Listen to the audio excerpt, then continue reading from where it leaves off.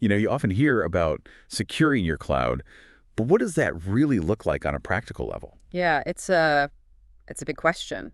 Well, we've been digging into some fascinating material from Bostel's Knowledge Bunker, all part of their mission of giving IT back to the community. They shared a detailed presentation titled Azure Key Vault, Securing Your Cloud Applications, presented by Cordy Dumpster, and it's packed with insights. hmm What struck me immediately about this presentation is its focus on taking a really critical, often cumbersome aspect of cloud security managing secrets and encryption keys and making it significantly more streamlined and crucially more secure. Exactly. Our deep dive today isn't just to explain what Azure Key Vault is, but to really grasp how it shifts the way you should think about securing your cloud applications. Right, how it changes the game, really. Yeah. We're going to walk through this presentation slide by slide, pulling out the essential knowledge and understanding how it can give you a tighter grip on your sensitive data. Yeah. So let's get right to it. Okay, sounds good. Slide 1 is our title, Azure Key Vault, Securing Your Cloud Applications. Right away, it tells you the core promise. Robust security for those cryptographic keys, digital certificates, and everyday secrets that your cloud applications rely on. Mm. But it also highlights something really important, simplifying the management of all this without sacrificing your control. That's the key insight on this first slide, isn't it? Moving to the cloud shouldn't mean losing visibility or authority over your security building blocks. No, absolutely not. And this slide nicely sets the stage for what we're about to explore. The specific features that make this possible, how you actually access and use Key Vault, practical real-world applications, and those crucial concepts like automatically updating your secrets, which is far too often overlooked, Yeah, and the option of using dedicated hardware security modules, HSMs, for that extra layer of trust. Right, let's move to slide 2, Key Vault core features. This slide breaks down the power of Key Vault into 4 main pillars. First up is secrets management. Now, when they say secrets, we're not just talking about your run-of-the-mill passwords, are we? Absolutely not. The fundamental insight of secrets management within Key Vault is this idea of centralization. Think about all the disparate places sensitive information ends up in a typical cloud environment, config files, environment variables, even embedded directly in code. Oh yeah, the worst place. Right. Key Vault acts as a single fortified vault for all of it. This dramatically reduces the attack surface because there's one place to secure and audit, making your overall security posture significantly stronger. We're talking API keys for connecting different services, authentication tokens that grant access, database connection strings, and yes, even those SSL/TLS certificates we mentioned. The real win here is the granular access control. You dictate precisely who or what can access each secret. That makes total sense. It's about containing the blast radius if something were to go wrong. The second core feature is key management. So this is about the encryption keys themselves, the things that actually scramble and unscramble your data. How does Key Vault change how we handle these? Well, the traditional way of managing encryption keys across various applications and services can quickly become a logistical nightmare. I can imagine. Yeah, keeping track of different keys, their purpose, their life cycle. Key Vault provides a centralized platform to generate these keys, securely store them, and crucially manage their entire life cycle from creation to retirement. If we connect this to the bigger picture, strong key management is like the bedrock of modern cryptography. Key Vault takes away much of the complexity and potential for human error in this critical area. Then we have certificate management. Now, I know those SSL/TLS certificates are vital for securing web traffic, but the process of getting and maintaining them always seemed a bit clunky. How does Key Vault simplify this? What's transformative here is how Key Vault automates so much of the certificate lifecycle. Instead of manually requesting, installing, and then frantically remembering to renew certificates before they expire and cause outages. The panic renewal. Exactly. Key Vault can handle much of this for you. It can provision certificates directly from public certificate authorities, automatically renew them, and deploy them to your Azure resources and even potentially your internal systems, all managed from a single pane of glass. This not only saves time and reduces administrative overhead, but also significantly improves your security by ensuring your certificates are always valid and up to date. That sounds like a huge weight off the shoulders of any operations team. Finally, the fourth core feature is hardware security. This mentions protecting secrets and keys using either software or dedicated hardware security modules or HSMs. We touched on this earlier, but can you really break down the difference and the implications for a listener trying to decide? This is a pivotal question, really, about the level of security and trust you require. Software-based protection in Key Vault still employs robust encryption, and the keys used to encrypt your data are themselves protected by HSMs in Microsoft's backend infrastructure, so it's not unprotected. Right. However, the cryptographic operations, the actual encryption and decryption, happen in software. With HSMs, you're taking it a step further. You're utilizing dedicated physical hardware devices specifically engineered to protect cryptographic keys. Okay. These HSMs have stringent security certifications like FIPS 142 Level 2 or 3 and offer a much higher degree of tamper resistance. The core insight here isn't just that it's hardware, it's about establishing a hardware root of trust. For organizations dealing with highly regulated or extremely sensitive data, this physical isolation provides a non-negotiable layer of assurance against software-based attacks.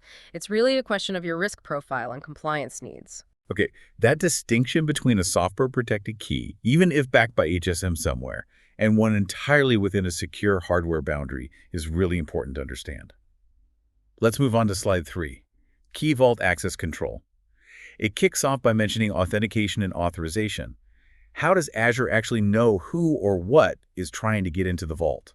Right, so authentication is fundamentally about proving your identity. In the Azure ecosystem, and specifically with Key Vault, this is primarily handled by Azure Active Directory, or Azure AD. Think of Azure AD as the central ID card issuer for the Microsoft Cloud. A gatekeeper. Exactly. Whether it's a person trying to manage the Key Vault through the Azure portal or an application attempting to retrieve a secret, Azure AD verifies their credentials, essentially confirming they are who they say they are. This identity verification is the first crucial step for both managing the vault itself, that's the management plane, and accessing the data within it, the data plane. Once Azure has confirmed their identity, how does it determine what they are actually allowed to do within Key Vault? That's where authorization comes in, right? Precisely. Authorization dictates the specific permissions granted to an authenticated user or application. The slide rightly highlights that there are two distinct layers of authorization at play. For the management plane actions like creating, deleting, or configuring the Key Vault itself, Azure employs its standard role-based access control, or RBAC. Okay, familiar territory. Yeah, it's a familiar model where you assign predefined or custom roles with specific management permissions to users, groups, or service principals. But for the data plane actually accessing the secrets, keys, and certificates stored inside Key Vault, utilizes its own set of specific access policies.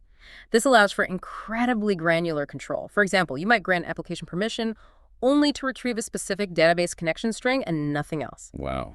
This fine-grained control is essential for adhering to the principle of least privilege. So you could have someone on your security team who has full administrative rights over the Key Vault itself, like creating it, deleting it, but no inherent ability to view the sensitive secrets stored inside by applications. Exactly. That separation of duties is a cornerstone of robust security practices. Okay. The slide also emphasizes centralized control. Yeah. What's the real benefit of managing access this way? Well, the insight here is that instead of managing disparate sets of credentials and permissions across multiple applications and storage locations, you have a single point of control within Azure for all your Key Vaults.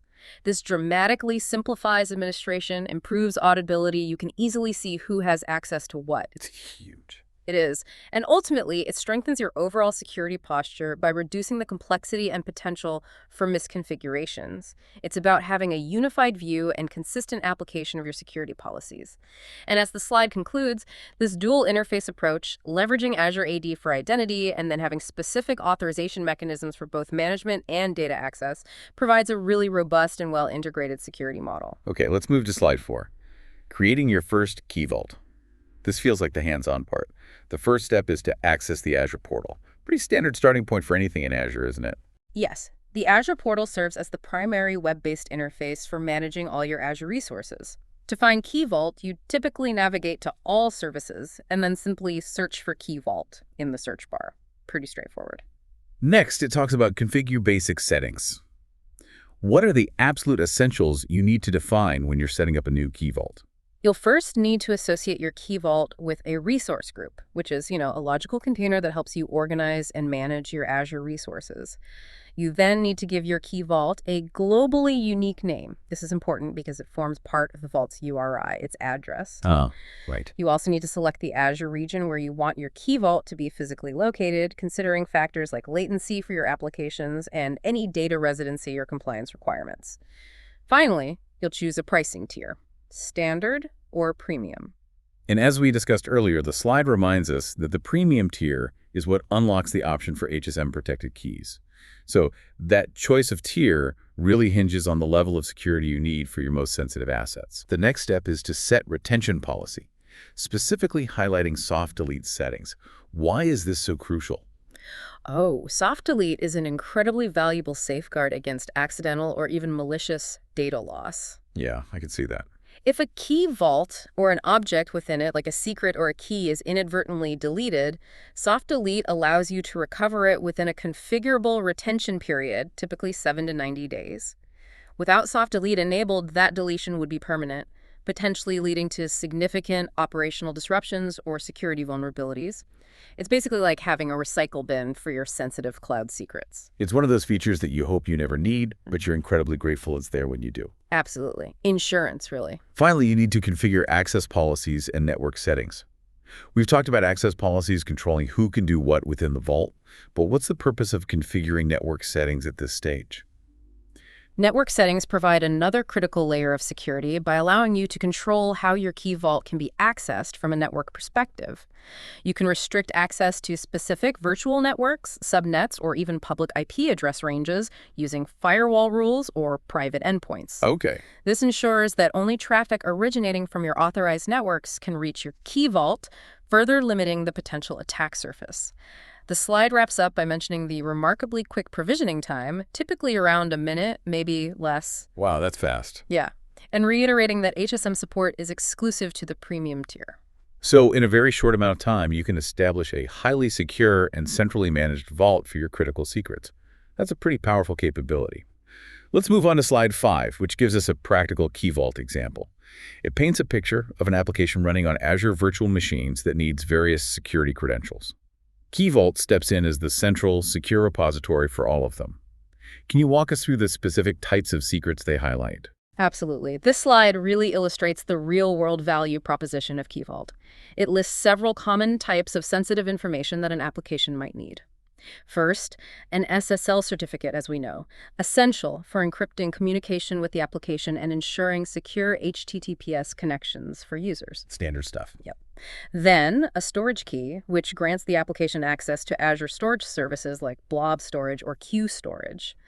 The key insight here is that instead of hard-coding this highly sensitive key directly within the application's configuration, where it could be easily exposed if the application code or server is compromised, it's securely retrieved from Key Vault at runtime. That makes perfect sense. It's about isolating the sensitive data from the application code itself. Keeps it clean. Precisely. The example also includes an RSA key, a 2048-bit key, likely used for digital signing operations, perhaps to verify the integrity of data being sent or received, or to authenticate requests to another service. And finally, a bootstrap certificate, which is often used for the initial authentication of the application itself with Azure AD.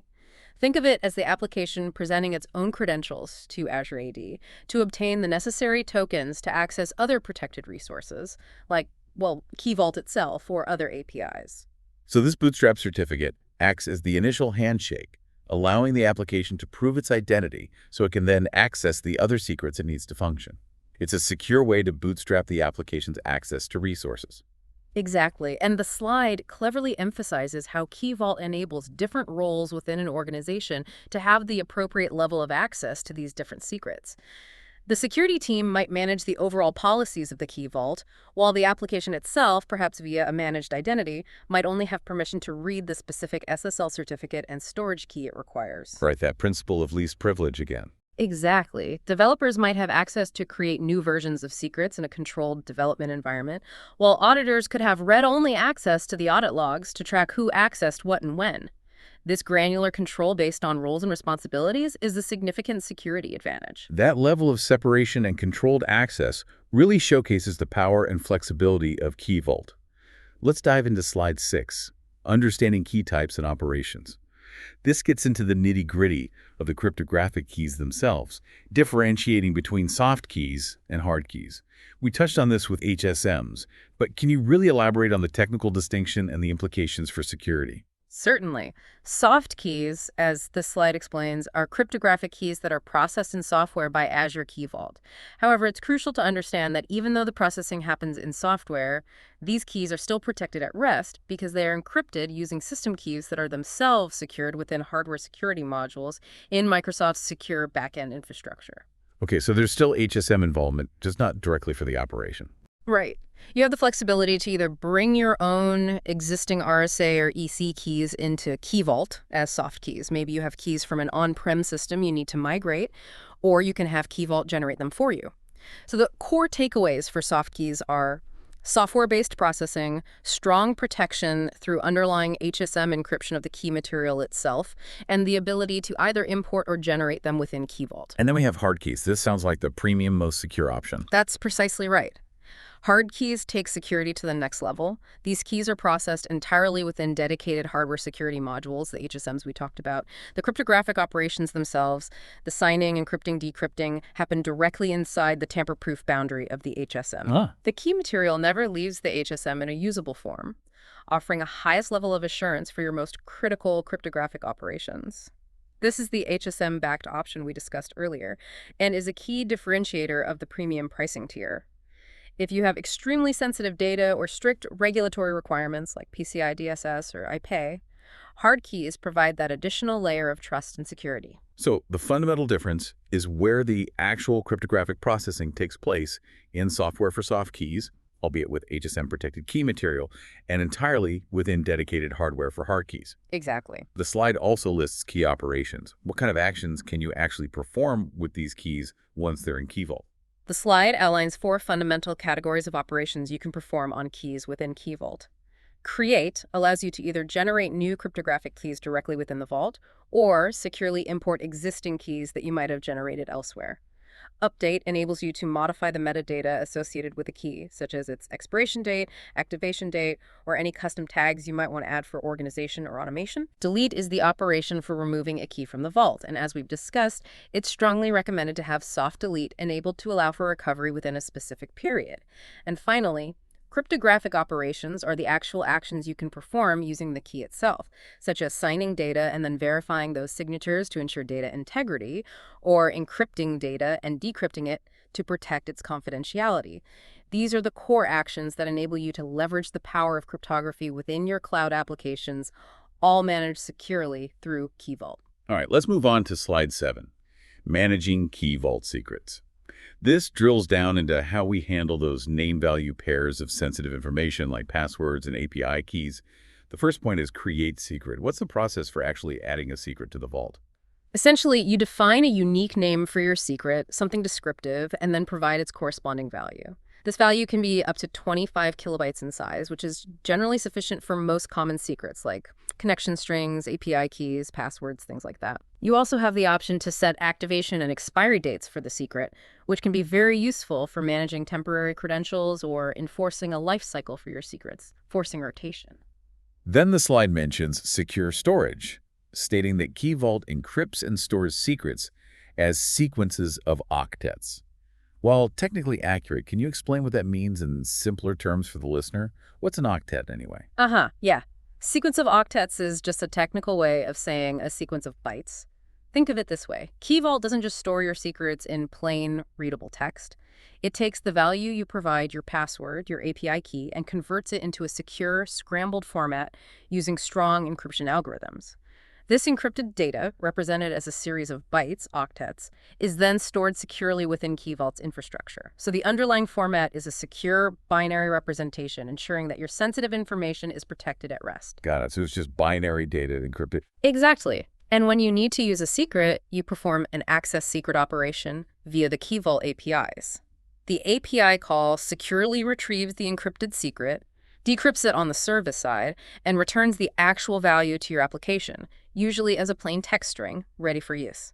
Your application never directly interacts with the encrypted binary storage. That makes it much clearer. The application only ever sees the decrypted secret in memory right at the point of use. Correct. The next point is rotate secret, and the slide rightly emphasizes the critical importance of having a rotation strategy in place. Why is this such a non-negotiable aspect of security? Secret rotation is just fundamental security best practice. It significantly reduces the risk associated with compromised credentials.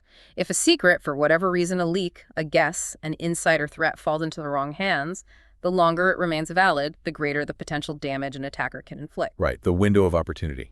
Exactly. Rotating the secret, essentially replacing the old secret with a new strong one on a regular basis, limits that window of opportunity for an attacker to exploit a compromised credential. The slide mentions a few key ways to implement rotation. You can do it manually, which is okay for low frequency but prone to error. You can trigger it programmatically using Key Vault's APIs as part of your deployment pipeline or a scheduled task. Or even leverage automation tools in Azure services like Azure Event Grid and Azure Functions that can manage the entire rotation process for you. The key insight is that you should never, ever use the same sensitive credential indefinitely. So it's about minimizing the lifespan of any potential vulnerability. The slide also reiterates Key Vault's role in securely storing crucial information like passwords and database connection strings, and highlights that each secret is stored with a unique name, allowing for easy identification and retrieval. It also briefly suggests considering extra protection for highly sensitive data. What kind of additional measures might someone consider? Well, for extremely sensitive secrets, you might definitely want to enable diagnostic logging, specifically the audit events on the Key Vault, to have a detailed log of every access attempt, who tried to get what, when, and whether they succeeded. The audit trail. Yes, you could also implement very strict network restrictions, maybe using private endpoints so the Key Vault isn't even exposed to the public internet at all. Furthermore, you would absolutely want to enforce the principle of least privilege with your access policies, ensuring that only the absolute minimum necessary permissions are granted to each application or user principal. And as we mentioned, you might even consider storing the secrets associated with the most critical functions using HSM-backed keys for that added layer of hardware security assurance. Okay, that gives a good overview of the different layers of protection you can employ. Let's move on to slide 8, Microsoft Identity Platform. This seems to provide some crucial context around the role of Azure AD in this whole security picture. It says it's the evolved developer platform of Azure Active Directory. What does that mean for someone trying to understand how Key Vault fits in? Yeah, the Microsoft Identity Platform is essentially the comprehensive set of tools, services, and libraries that Microsoft provides to enable developers to build secure applications that can authenticate users and access protected resources. It's more than just Azure AD itself. The slide highlights its core components.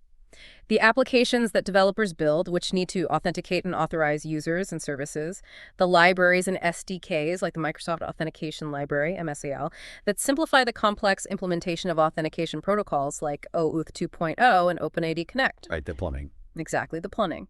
Then there's the central authentication service itself, which is the part that actually issues the tokens based on those standard protocols, and the underlying identity foundation, which is Azure Active Directory, the directory service holding users, groups, application registrations, and so on. Think of it as the engine room that powers secure identity and access management across the entire Microsoft cloud. So it's the entire infrastructure that handles who you are and what you're allowed to do within the Microsoft ecosystem. How does this platform directly relate to the security of Azure Key Vault? Well, as we've consistently discussed, Azure AD is the bedrock for authentication in Azure, and that absolutely includes accessing Key Vault.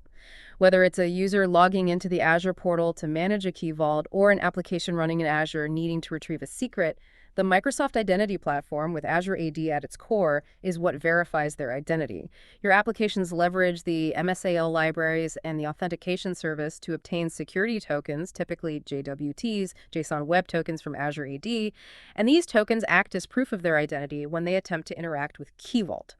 It's this tight, native integration with a robust identity platform that provides such a strong foundation for Key Vault's security model. That really clarifies how Azure AD underpins the authentication piece we talked about earlier. Finally, we've reached slide 9, Managed Identities for Azure Resources. This tackles a really common and frankly tricky challenge in cloud security.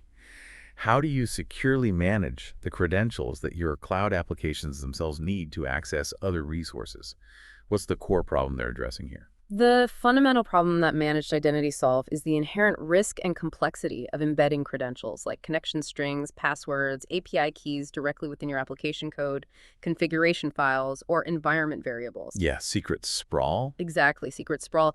If any of these locations are compromised through a code repository leak, a server misconfiguration, anything those credentials can be exposed, potentially leading to widespread security breaches.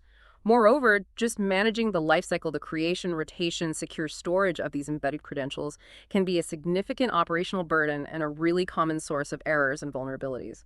And the elegant solution, according to this slide, is managed identities for Azure resources, often referred to as managed identities, or sometimes still by its former name, MSI, Managed Service Identity. How does this innovative approach actually work? Managed identities essentially provide your Azure services, things like virtual machines, app service web apps, Azure functions, logic apps, container instances, and many others with an automatically managed identity within Azure AD. Think of it as giving your Azure resource its own unique and secure identity within the Azure Active Directory tenant, just like a user principal or a group principal would have. Okay, so instead of the application code having to manage its own set of credentials, the underlying Azure resource itself gets an identity in Azure AD. What are the key advantages of this approach? The slide highlights three really significant benefits. First and foremost, you completely eliminate the need to store any credentials directly in your application code or configuration. This drastically reduces the attack surface and removes a major vector for credential compromise. No more secrets in config files. That alone is huge. It really is. Second, the entire life cycle of these identities, their creation, secure storage, and automatic rotation of the underlying credentials that Azure uses behind the scenes is entirely managed by Azure. You don't have to worry about any of it, it just works. And perhaps most surprisingly, this incredibly valuable security feature is provided completely free of charge with Azure AD. That sounds like a true game changer. Yeah. So how does this managed identity then enable an application running on an Azure VM, for example, to securely access something like a Key Vault? Right, so because the Azure resource, the VM in this case, now has a recognized identity within Azure AD, you can grant that identity specific permissions to access other Azure AD protected resources, and Key Vault is a prime example. You'd go into Key Vault's access policies and grant the VM's managed identity, say get and list permissions on secrets. Then, your application code running on that VM can make a simple call to a local metadata endpoint provided by Azure on the VM itself. This endpoint securely provides the application with an access token for its managed identity, valid for accessing Key Vault or whatever resource it needs.